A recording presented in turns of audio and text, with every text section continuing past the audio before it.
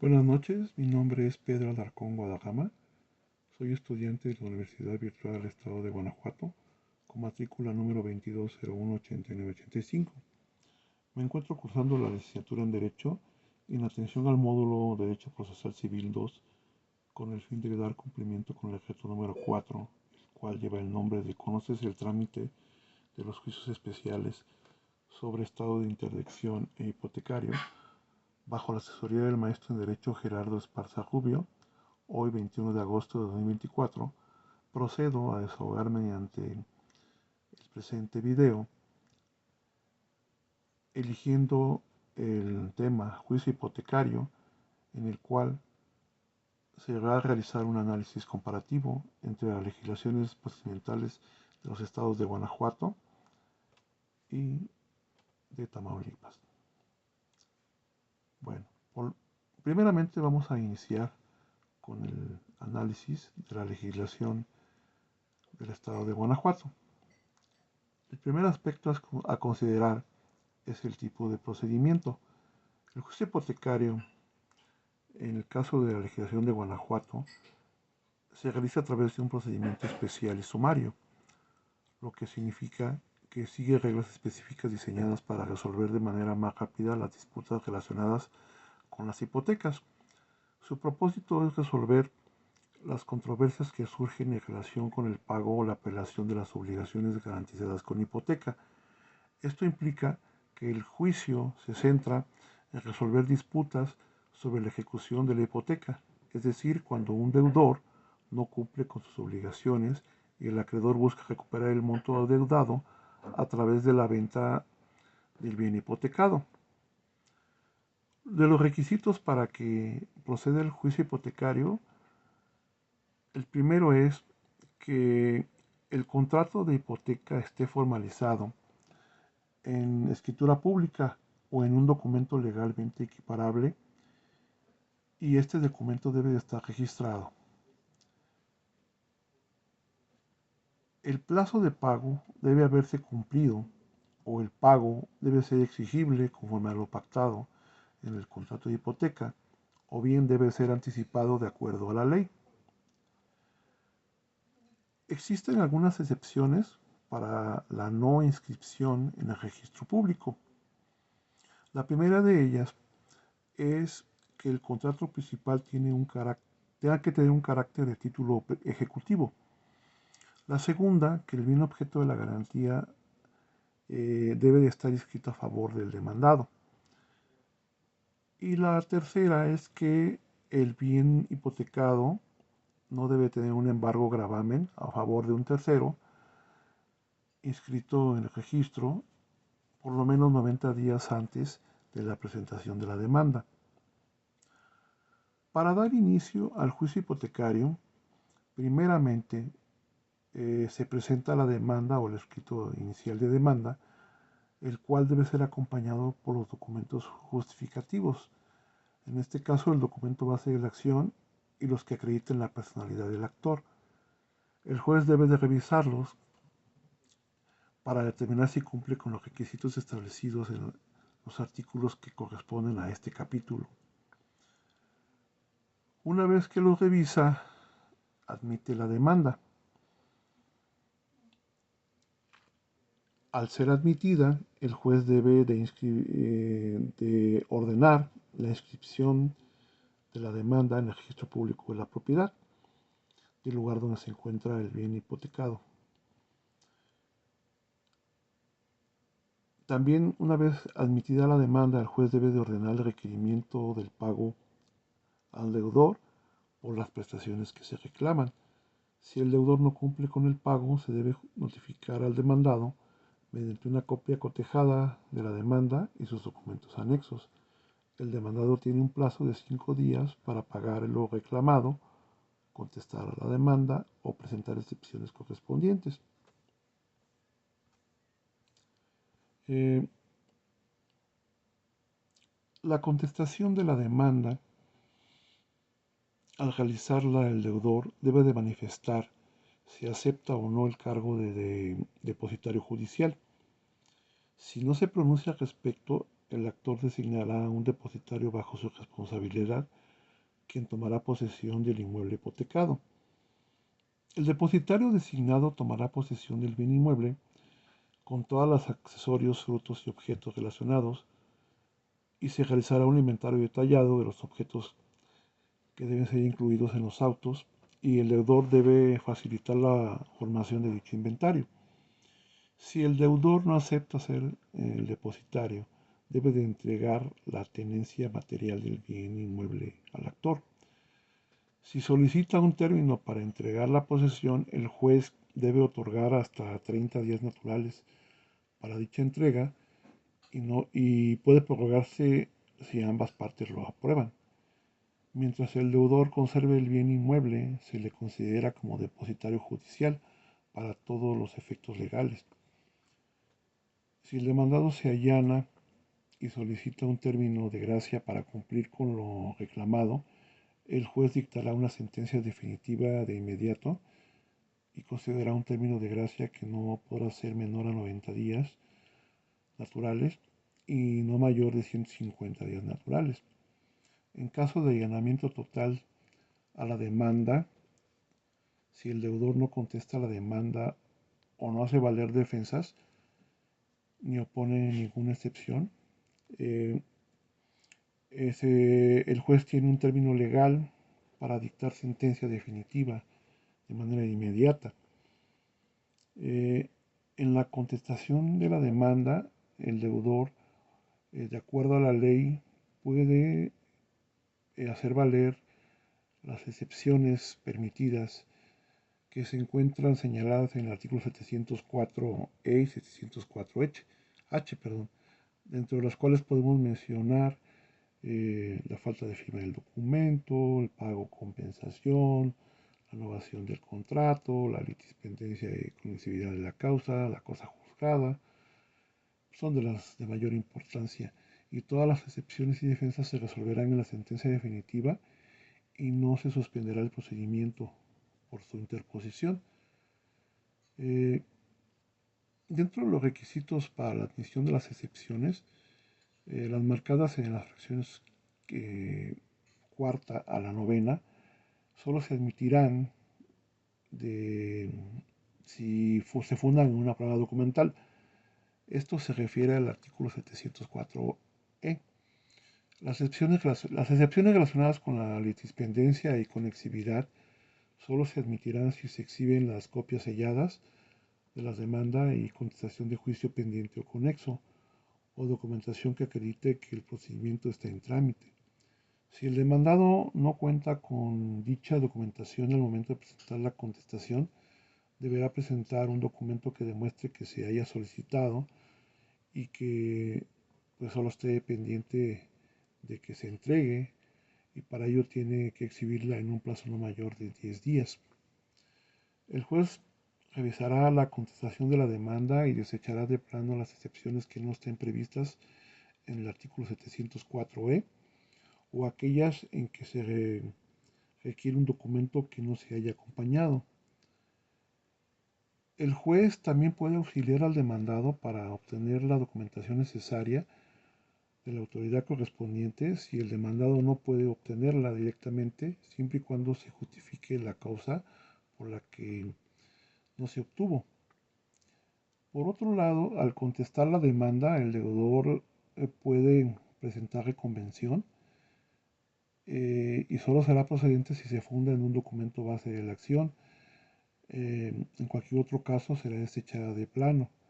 Si se presenta una reconvención, se cogerá traslado de esta a la parte actora para que conteste en un término no mayor de 5 días.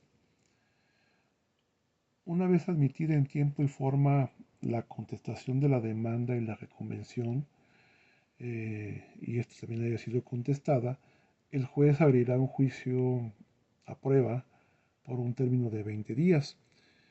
En caso de reconvención, el periodo probatorio comenzará a contar para ambas partes una vez que se haya contestado la reconvención o se haya concluido con el término para ello.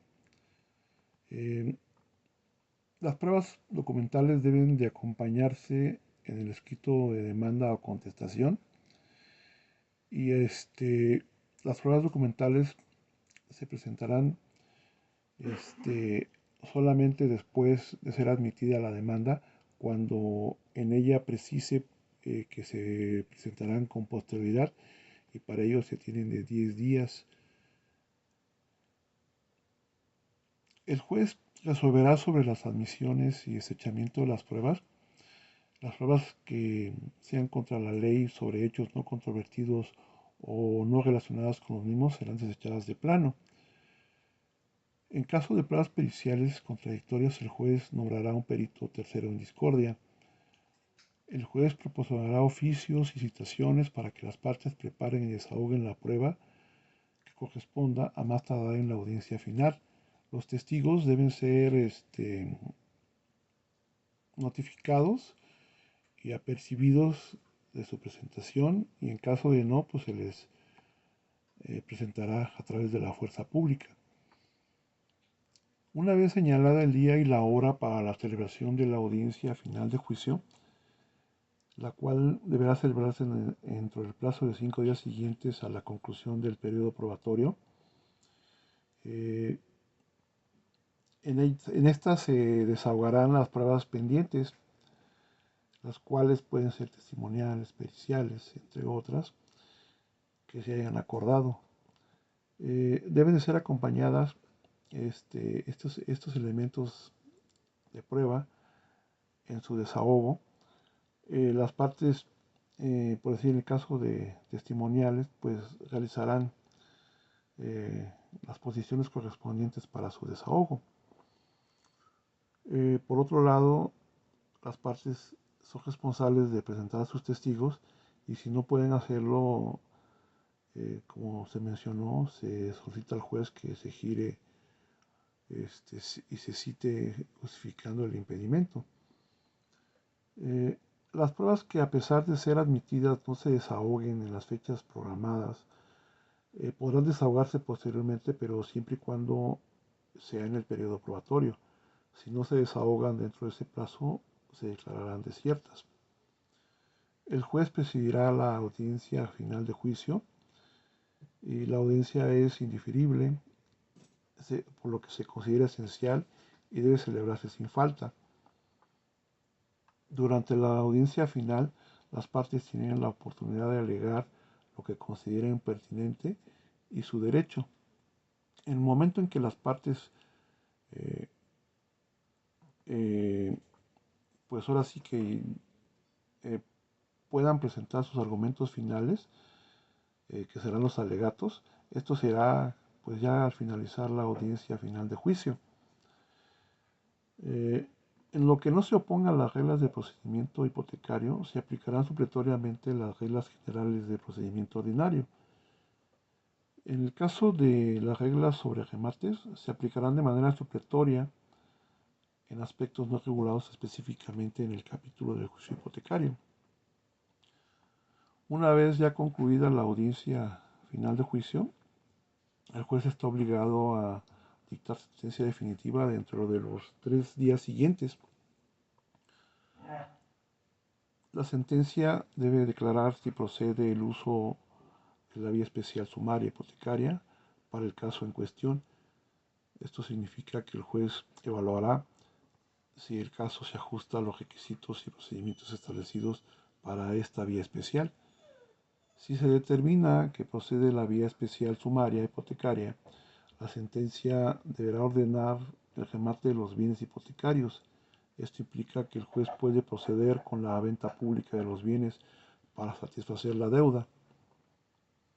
Si se resuelve que no procede la vía especial sumaria hipotecaria, se debe reservar al actor sus derechos para que se puedan hacer valer a través de otros procedimientos legales. Por otro lado, el juez ordenará la cancelación de cualquier inscripción que se haya hecho en el registro público de la propiedad que esté relacionada con el juicio. Se debe devolver el inmueble al demandado, y se ordenará al depositario que rinda cuentas en un término que no exceda de 30 días.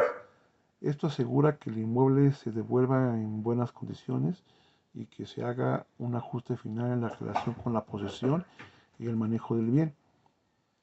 El juez que es el encargado de fijar la fecha y hora para la celebración de la audiencia de remate.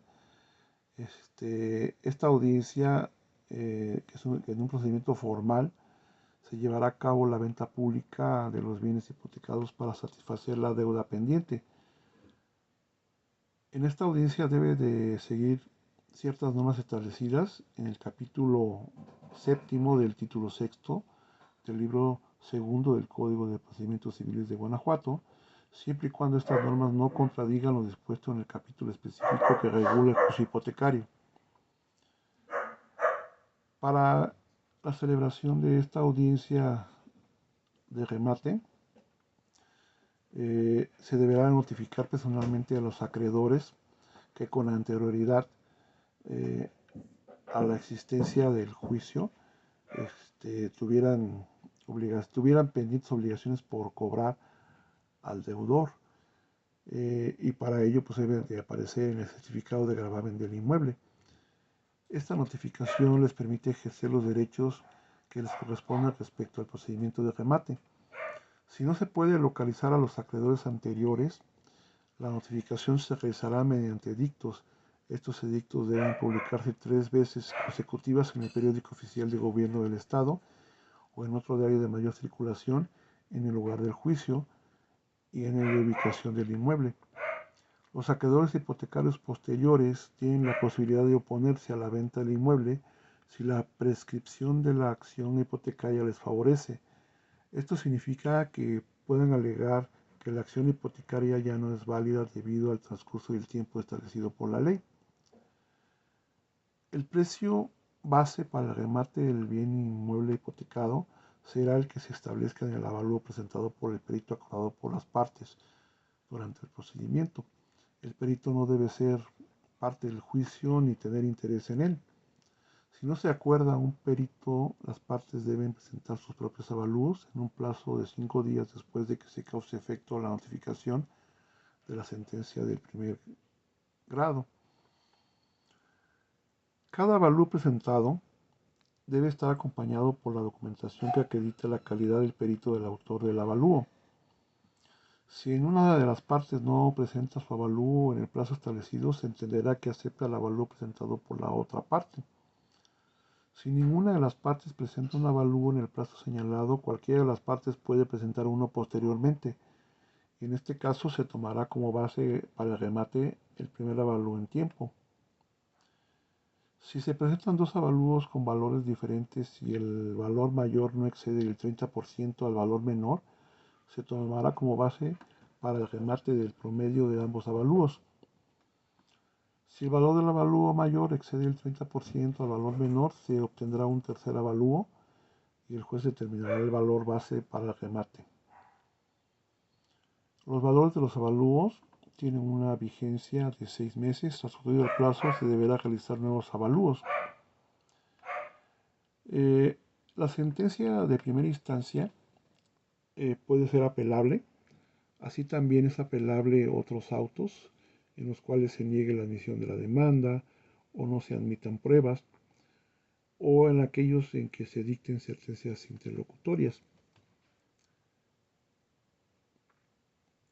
Ya para finalizar, pues en dado caso de que exista una apelación, la sentencia de segunda instancia podrá modificar, revocar el fallo de primera instancia, y pues dependiendo de si la sentencia es favorable o desfavorable al actor, pues se deberá de proceder conforme lo marca la ley. Esto es en cuanto al Código de Procedimientos Civiles del Estado de Guanajuato. Ahora procederemos a analizar lo que se dicta en el Código de Procedimientos Civiles del Estado de Tamaulipas. En este caso, pues el tipo de procedimiento que se realiza, se dice que una vez contestada la demanda y haciendo valer excepciones, se seguirá el juicio con sujeción al procedimiento sumario.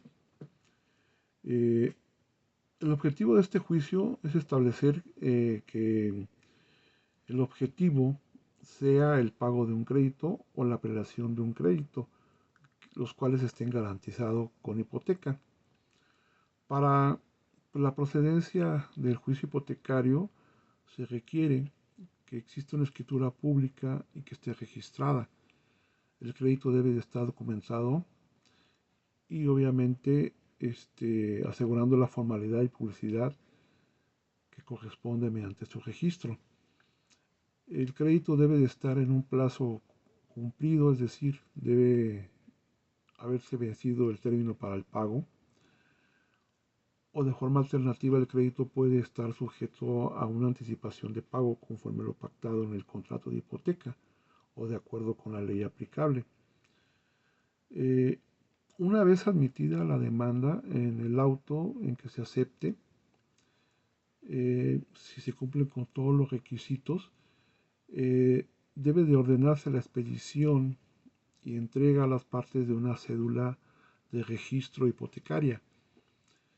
Una vez que esta cédula está ya a disposición de las partes, se deberán de notificar se deberán de entregar esta cédula eh, a, tanto al actor como al demandado al registro público para su registro y en dado caso a acreedores que existan. El contenido de este certificado debe de reflejar todos los gravámenes actuales que afectan la propiedad en cuestión. Y como ya se mencionó, la cédula hipotecaria debe enviarse a la oficina de registro público para su inscripción. El auto en el cual se emplace al deudor debe de mencionar que se entrega la cédula hipotecaria de la finca correspondiente, así como que se queda en el depósito judicial del deudor. Esto incluye todos los frutos y objetos que deben considerarse parte de la finca según la escritura.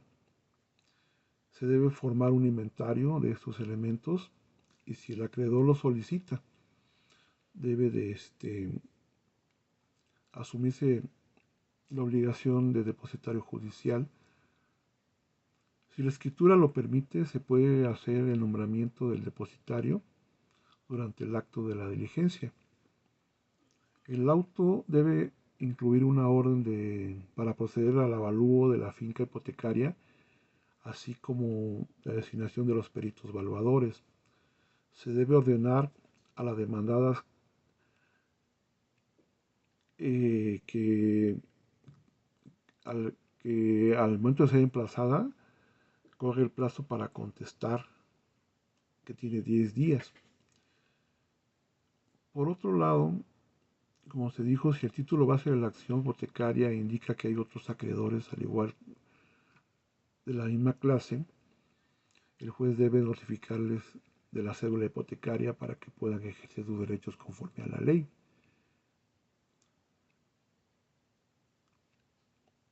Por otro lado, en la diligencia correspondiente se debe de manifestar dentro de los 3 días siguientes si acepta o no el deudor la responsabilidad de depositario.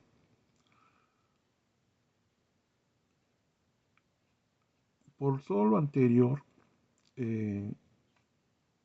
también, pues obviamente, esto implica que al momento en que se da la cédula hipotecaria, pues son medidas cautelares, es decir, el secuestro de la finca, por lo que al momento de que se genere la cédula hipotecaria, el deudor asume la obligación de ser depositario judicial. Una vez que ya se emplazó, el demandado deberá contestar la demanda y presentar sus excepciones y defensas para el procedimiento sumario. El demandado debe de manifestar en ello si acepta o no la responsabilidad de depositario judicial. En la misma contestación de la demanda, el procedimiento contradictorio de un juez hipotecario se inicia cuando el demandado presenta oposición a la demanda utilizando excepciones dentro de un plazo establecido para el emplazamiento. Esto significa que la parte demandada debe hacer valer sus excepciones antes de que se termine el tiempo para responder formalmente a la demanda.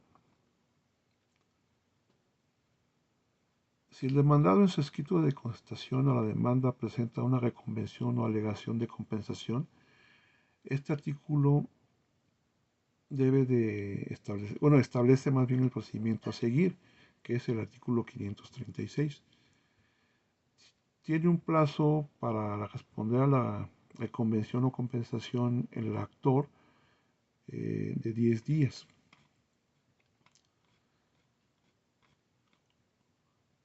Una vez que ya se lleva a cabo todo el desahogo de las pruebas y se dicta sentencia, se ordenará el remate de los bienes hipotecados. Esto significa que se procederá a la venta pública de los bienes hipotecados para satisfacer la deuda. Si la sentencia determina que no procede la vía hipotecaria, el actor tiene el derecho de ejercer sus derechos en la forma y la vía que corresponda. Esto significa que puede buscar otros medios legales para hacer valer su reclamación.